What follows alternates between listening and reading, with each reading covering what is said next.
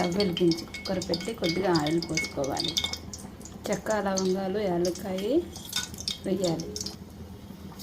తర్వాత పచ్చిమిరపకాయలు, టమాటాలు, ఉల్లిపాయ ముక్కలు వేయాలి.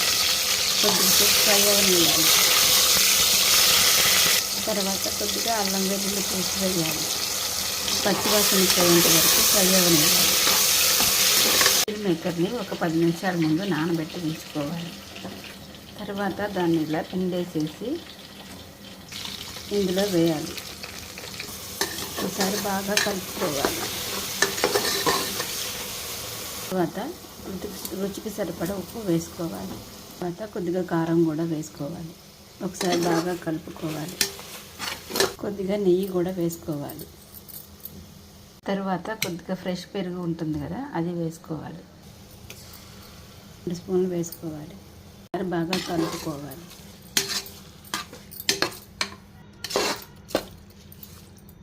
కొంచెం కరివేపాకు వేయాలి.